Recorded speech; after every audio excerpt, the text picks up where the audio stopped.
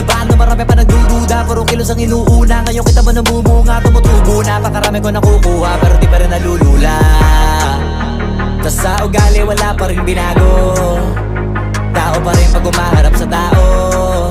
Pero pag usapang rap pa, iba-iba ako. Literal na may bago kong naabangan sa tuwing may ilalabas na bago. Yan ang ginawang pambawi sa nakikinig palagi, para mas lalo sila ganahan. Di yung mga bago ko hanapin, yung iba naman nabababawan, pero di na para atupagin. Di kasi nila maunawaan na yung bulsa ko pinapalalim.